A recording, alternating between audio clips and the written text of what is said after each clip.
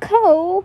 Another kiss was placed onto your neck. Please, not now, you whimpered, while continuously squirming against his hold. Kojo proceeded to kiss, snip, and suck your flushed skin as you tried to contain your pathetic mews. The frantic way he kissed your neck made your stomach do flips as you shifted slightly against him. Ko, please, we have to find Satsujin. You tried to wiggle free, but he only tightened his hold around you even more, his chest pressing against your back while he nuzzles his face against your neck. I'm sorry, my sweet flame, please forgive me. He muddles into your skin. Ever since you killed Wyoming, he's been apologizing profusely to you for nearly choking you to death via pampering your neck that still contains bruises where his hands were wrapped around your neck with sweet kisses. For the millionth time, Ko, I forgive you. I know you wouldn't do anything to hurt me. You were under mind control. You blushed before gradually resting your palms against his accordingly. Now, can we please continue on our mission to slay the demon? You say and heard him growl.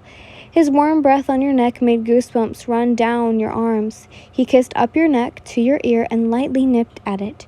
You yelped and immediately slapped a hand over your mouth to stop from moaning.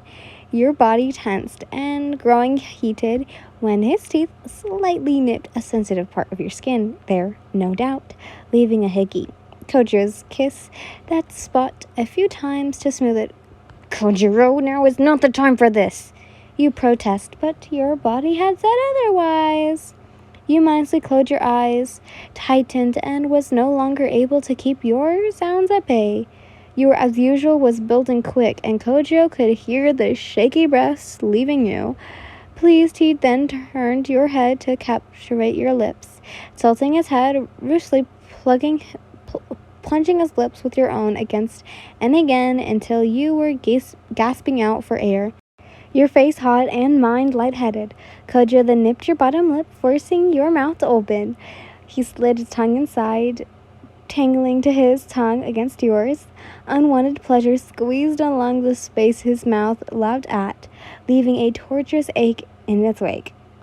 To your dismay, warmth was building up in between your legs as well. That by the time he finally pulled away, you were breathing heavily and shivering like a leaf in the wind, an absolute mess.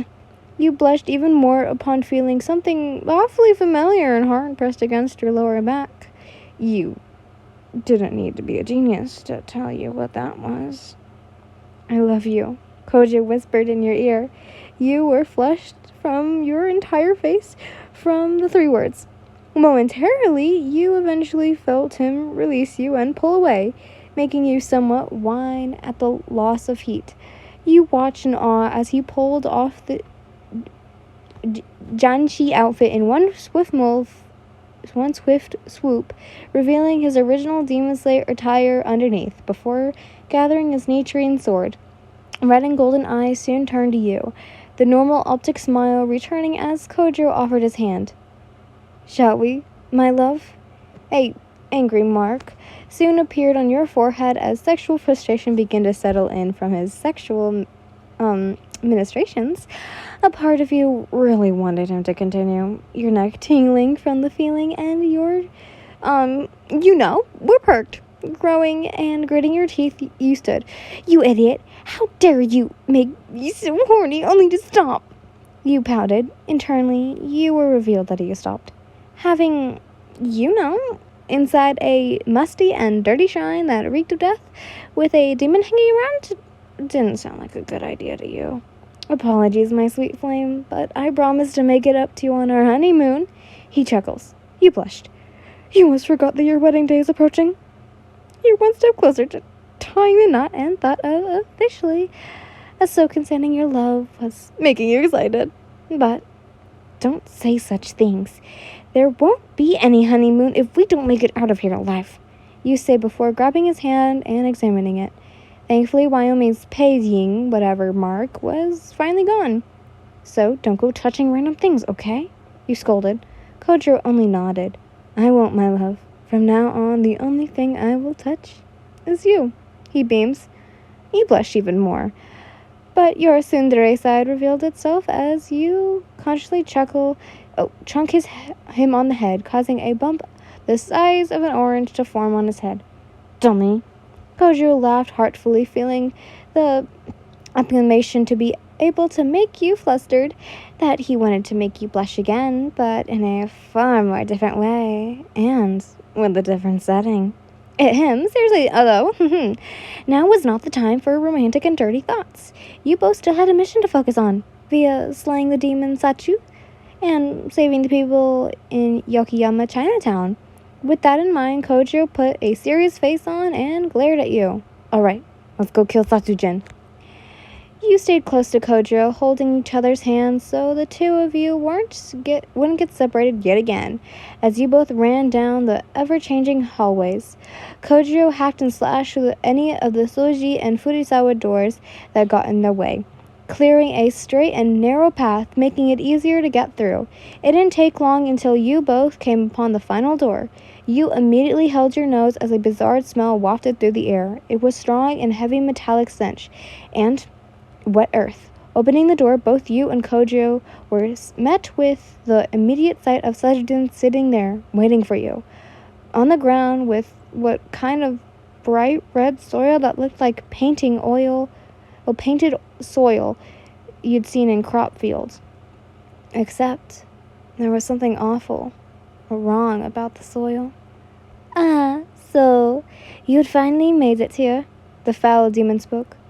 I take it you managed to kill my precious Wyoming? He laughs. Oh well, she was useless anyways, just a disapproval doll. Luckily, women are expendable like flowers. I could always replace her with something new. Those hungry, burning eyes slowly glance towards you. Wouldn't you agree, my dear? He asks you. You growl under your breath. But enough chit-chat. I am eager to find out what flower you two would make. Satsujin says. A flower? Just on what on earth was he talking about? Your answer came when you felt the ground beneath you move. Go! The ground! You exclaimed. You gasped as the soil began to liquefy, making your feet sink down into the ground. Quicksand? No, this was something else entirely, as you hissed upon feeling sharp stings in your ankle. Yin! Kojo exclaims before grabbing you and holding you in a pick-up bridle style. You held onto him as he leaped over into the nearest surface that wasn't the strange soil. You all right, my love? Kojo asked, putting you down. He glanced at your ankle to see blood bleeding through your white tabby socks. There's something in the ground, you say softly. Hello everyone, thank you for listening to this.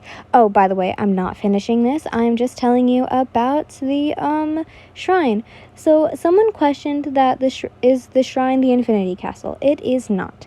I will say that I don't know by the author, I might ask them, but so far the castle does have a ending. If you can tell, rooms do not have some rooms do not have another exit point, but only have one. And if you have read the manga, all the rooms have an exit point. So I will not spoil anything else because hopefully it's coming soon. But the temple does have a stop while the Infinity Castle does not. But anyways, I hope you guys enjoy. I love you all so much. Mwah!